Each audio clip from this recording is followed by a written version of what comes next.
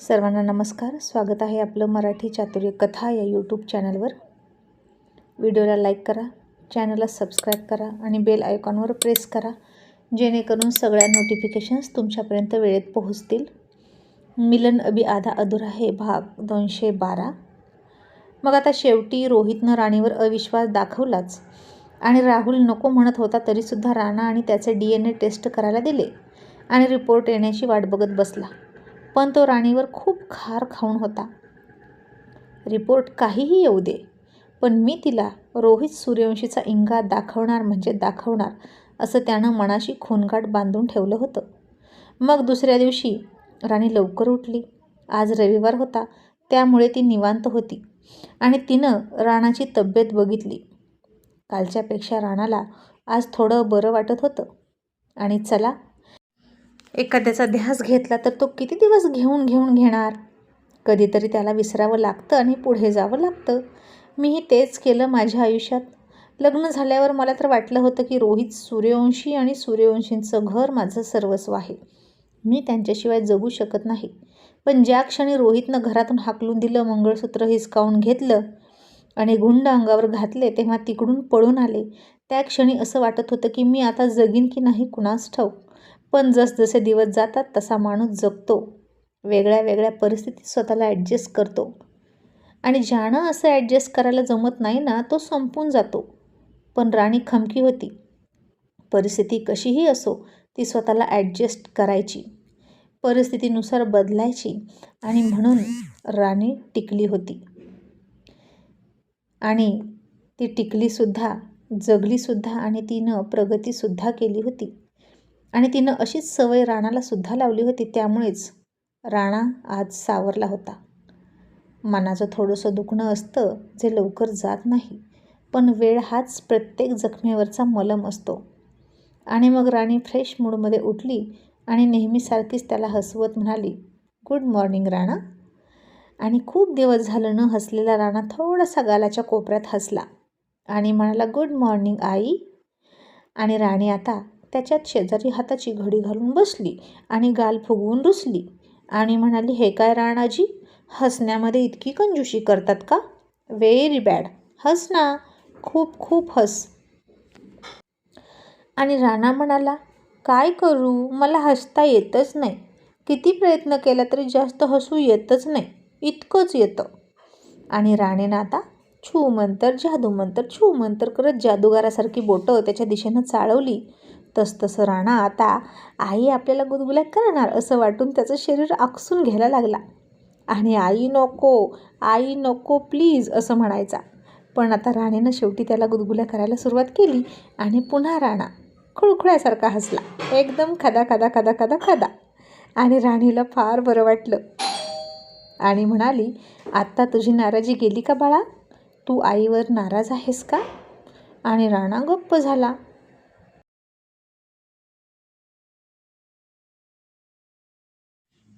शहाणा होता राणा, खूप खूप शहाणा. आईची काहीतरी मजबुरी असेल म्हणून ती असं वागते हेही त्याला कळत होतं. पण आता त्याचं मन बसलं होतं रोहितवर. त्याचं काय करायचं? आणि तिच्या मूडचा अंदाज घेण्यासाठी राणा फक्त इतकंच म्हणाला, आई तुझी शपथ अजून कायम आहे का गं? राणी म्हणाली, हो राणा बेटा, मी तुला प्रेम देण्यात कुठं कमी पडते का? मी तुझी फ्रेंड आहे की नाही? मी तुझी आई आहे, वडील आहे, आजी आजोबा काका काकी ताई सगळं मीच आहे. बोल, तुला कोणत्या रूलमध्ये बोलून दाखवू? आत्ता बोलते. पण प्लीज बेटा, बाहेरची नाती नको निर्माण करू. जग खूप स्वार्थी आहे आणि तू खूप लहान आहेस. आणि तुला माझ्यापासून जर कोणी हिरावून घेतलं तर मी काय करू?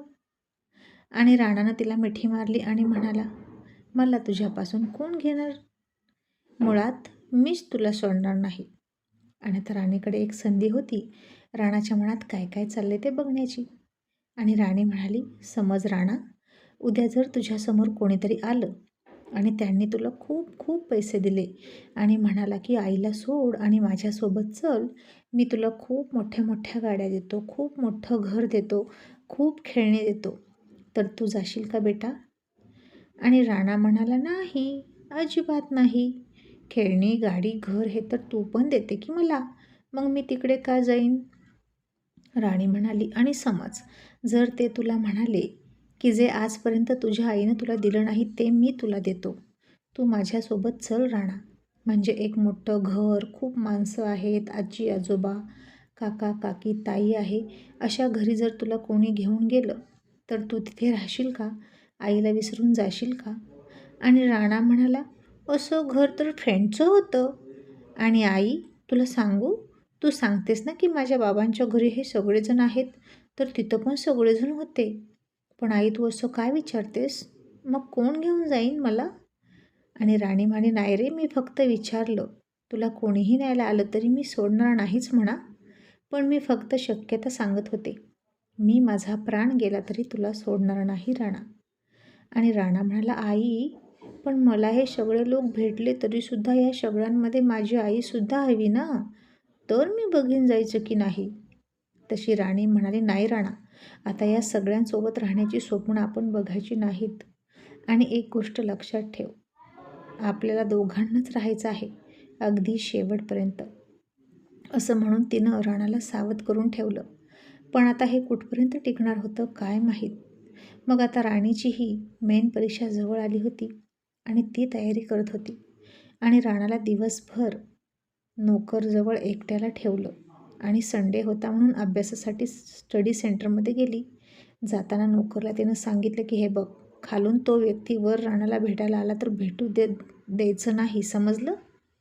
मी घरात नाही हे त्याला कळता कामा नये.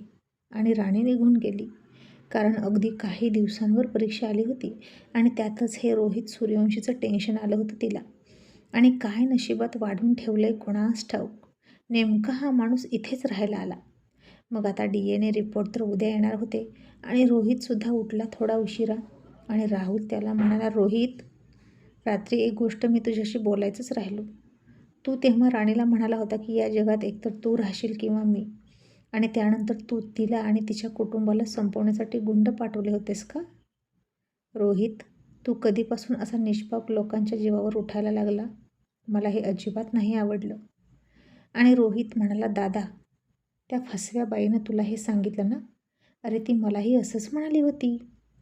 पण अरे मी का गुंड पाठवीन तिच्या मागे? राहुल म्हणाला, तिनं तुला फसवलं त्याचा बदला घेण्यासाठी. रोहित, तू राजकारणी आहेस आणि तू काय चीज आहेस हे मला सांगण्याची गरज नाही. तुला राग आल्यावर तू कोणत्याही थराला जाऊ शकतो, स्वतःसुद्धा संपवू शकतो किंवा इतरांनाही संपवू शकतो. आणि रोहित म्हणाला, दादा नाही रे, ती मुलगी खरंच खोटी आहे. अरे तिलाच पळून यायचं होतं त्या मनोजसोबत, आणि म्हणून ती हे सगळं खोटं रचते. राहुल म्हणाला, हे तू खरं बोलतोस का रोहित? आणि रोहित म्हणाला, आईची शपथ खरं बोलतोय. ती जगली काय मेली काय मला तिच्याशी त्या दिवसापासून त्या क्षणापासून देणं घेणं नव्हतं. मी तर कधीच इमॅजिनही केलं नव्हतं की ती मला भेटेल, पण नेमकी डोक्यावर येऊन राहिली. पण जाऊ दे, तिचा मुलगा राणा भेटला ही एक चांगली गोष्ट झाली. आणि रोहित अगदी सहजपणे म्हणाला, पण काय रे दादा, DNA रिपोर्टमध्ये काय येईल? आणि राहुल म्हणाला, कमाल आहे रोहित तुझ्या बुद्धीची. अरे किती सहज बोलतोस तू हे. ज्या गोष्टीची तू इतकी आतुरतेने वाट बघत होता ती गोष्ट फायनली तुझ्या आयुष्यात आली आहे. किंवा 6 वर्षापूर्वीच तिने तुझ्या मुलाला जन्म दिलाय, त्याला मोठा केलाय, त्याला इतके छान संस्कार दिलेत, सेम टू सेम तुझ्या सावली असल्यासारखा त्याला बनवला. तिच्याविषयी तुझ्या मनात आदरभाव म्हणा किंवा कृतज्ञता म्हणा असलं काहीच नाही. उलट तू तिच्यावर आणखीन संशय घेतोस. रोहित, तुला एक मूल हवं होतं आणि ते राणीकडून हवं होतं. ही तुझी इच्छा आता पूर्ण झाली आहे असं तुला वाटत नाही का? आणि रोहित पुन्हा बेफिकीरपणे म्हणाला, दादा अरे रिपोर्ट तरी येऊ दे, मग बघू तिचं काय करायचं. असं रोहित फारच खुणशीपणे म्हणाला. आणि रोहितचं असं बोलणं ऐकून राहुल म्हणाला, म्हणजे रोहित, तू नक्की काय करणार आहेस? तुझ्या मनात आहे तरी काय? आणि रोहित म्हणाला, जस्ट वेट अँड वॉच.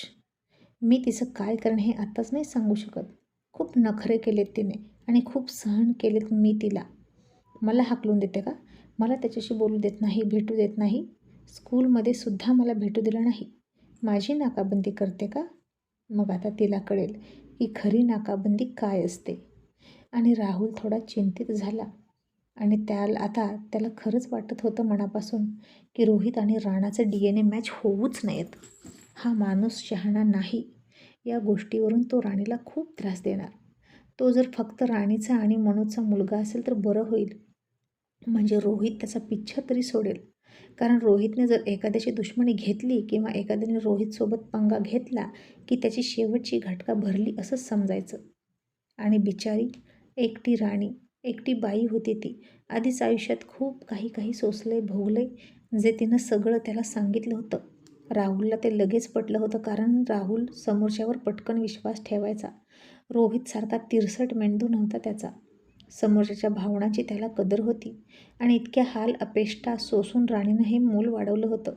आणि आता जर रोहितला समजलं की ते त्याचंही मूल आहे, तर मग आता राणीचं काही खरं नव्हतं. तो जंग पछाडणार. त्याची राजकीय, सामाजिक आणि वैयक्तिक ताकद पणाला लावणार. पण राणाला मिळवण्यासाठी राणीला तो त्रास देणार म्हणजे देणार. आणि एकटी राणी त्याच्यासोबत कशी लढू शकणार होती, कुणास ठाऊक. आणि आता हा रोहित एखाद्या बलाढ्य हत्तीसोबत किंवा खूप मोठ्या राजकारण्यासोबत टक्कर द्यावी असाच राणीसोबत टक्कर देण्यासाठी तयार झाला होता. आणि फक्त DNA रिपोर्ट येण्याची वाट बघत होता. आता घरून सपनाचे फोन सारखे यायचे राहुलला.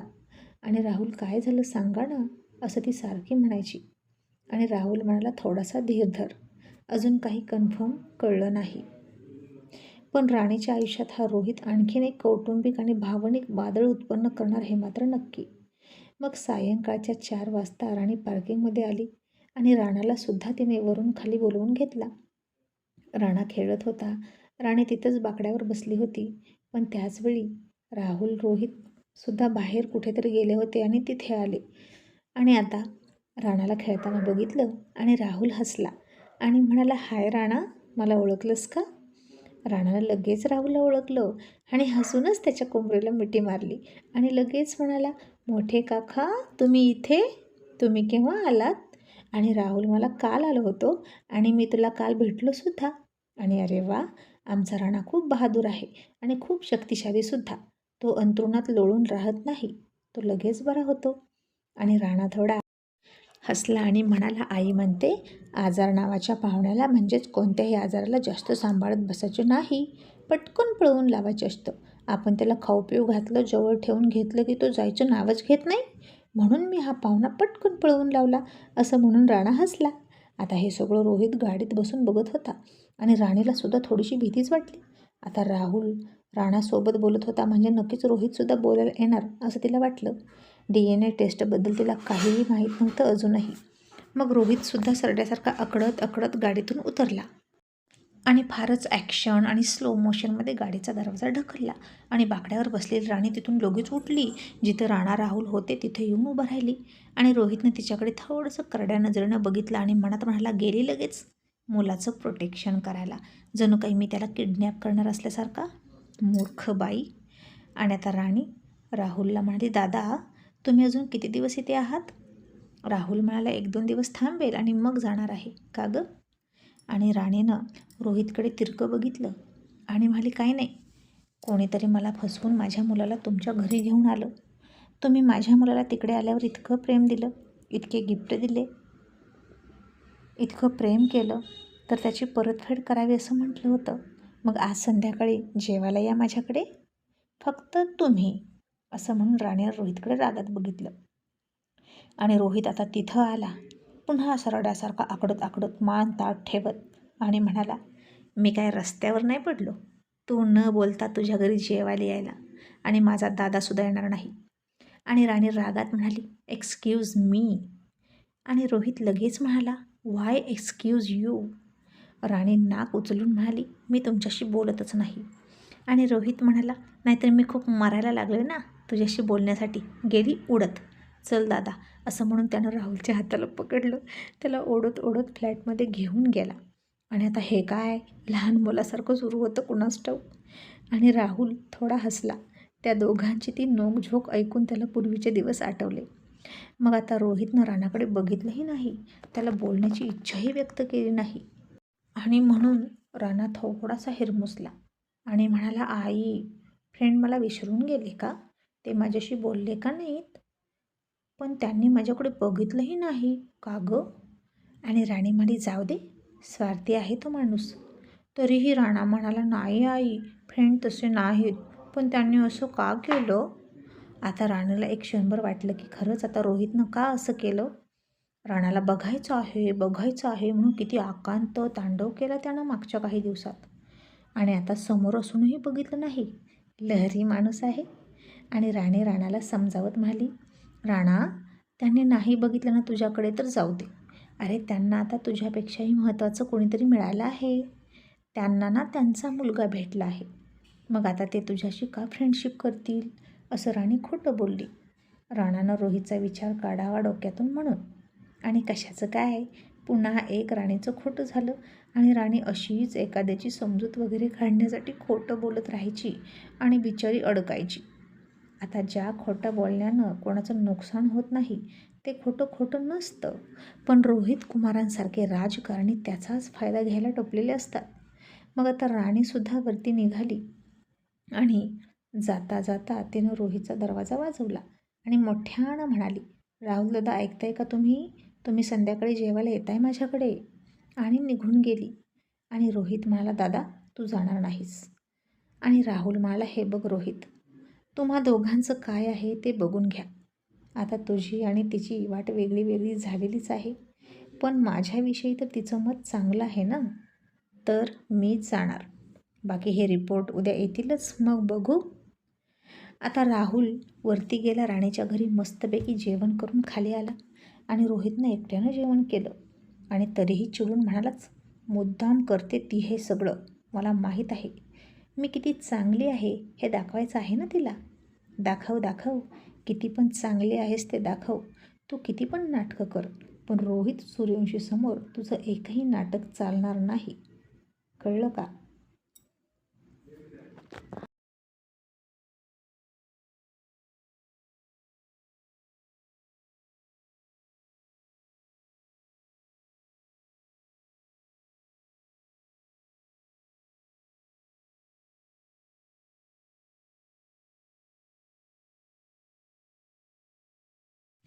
मग राहुल पुन्हा खाली आला आणि राणीच्या हातच्या जेवणाची तारीफ करत म्हणाला, खूप दिवसांनी मस्त जेवण खाल्लं.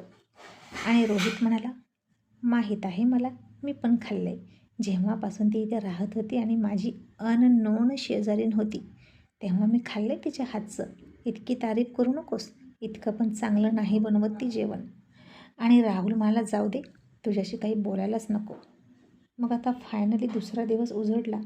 राणीला वाटलं रोहितने आता राणाचा विषय सोडून दिला आहे बहुतेक. पण रोहित मात्र दबा धरून बसलेल्या वाघासारखा बसला होता रिपोर्टची वाट बघत. आणि आता 4 वाजता त्याच्या हातात रिपोर्ट मिळाले. आणि ते रिपोर्ट हातात आल्यानंतर मात्र रोहितचे हात थरथर कापायला लागले. आतापर्यंत बेफिकीर होता या रिपोर्टविषयी, पण आता मात्र त्याला भीती म्हणा, उत्सुकता म्हणा किंवा आणखीन काही, पण त्याचे हात थरथर कापत होते. राणासारखा गुणी, हुशार, चुणचुणीत, शिस्तप्रिय मुलगा कोणाला नको होता. जेव्हापासून तो भेटला होता तेव्हापासून रोहितला वाटायचं की माझा मुलगा असता तर असाच असता, ज्याच्या अंगात बापाची एक ना एक सवय होती. आणि आता योगायोगाने त्याचा आणि राणाचा प्रवास त्याच दिशेनं सुरू होता. आणि जर या रिपोर्टमध्ये तो माझा मुलगा नाही असं लिहिलं असेल तर मला खरंच खूप वाईट वाटेल. तिने माझ्याशी फसवणूक केली म्हणा किंवा बाकी काहीही असेल, पण राणा माझा मुलगा असावा असं डोळे झाकून त्यानं मनोमन चिंतलं. आणि तो कागद बाहेर काढून पाहिला आणि त्यात स्पष्ट लिहिलं होतं, according to the DNA test result, the DNA profile of the tested individual match, confirming the biological relationship between them. म्हणजेच DNA चाचणीच्या अहवालानुसार तपासणी केलेल्या व्यक्तीचे DNA प्रोफाईल जुळले असून संबंधित व्यक्तींमधील जैविक नातं सिद्ध होतं. आणि हे वाक्य वाचलं आणि रोहितचं तोंड थोडंसं वाचलं आणि त्याच्या हृदयात एक धक्का बसला आणि डोळ्यात अश्रू उभे राहिले. पण आता हे अश्रू फक्त राणासाठी होते बरं का. पण जिनं हे सरप्राईज त्याला दिलं, एवढा मोठा 6 वर्षाचा मुलगा दिलाय, तिच्याविषयी त्याच्या मनात काहीही नव्हतं. राहुलने आता त्याला फोन केला, पण तो फोन घेण्याचं भानही रोहितला नव्हतं. आणि खूप वेळा रिंग वाजली आणि त्याच्या शेजारून जाणारी एक नर्स म्हणाली, "अहो सर, तुमचा फोन वाजतोय तुमच्या खिशात, अहो उचला." तसा रोहित भानावर आला आणि त्यानं फोन उचलला आणि कंठ दाटून आला होता त्याचा आणि घोगऱ्या आवाजात म्हणाला, "हॅलो दादा." आणि राहुल म्हणाला, "हॅलो रोहित, तू कधी फ्लॅटवर येतोस आणि रिपोर्ट घेतलेत का? काय आहे त्या रिपोर्टमध्ये?" आणि रोहित म्हणाला, "दादा, रिपोर्टमध्ये असं लिहिलंय की आज आणि आत्तापासून राणीची उलटी गिनती सुरू."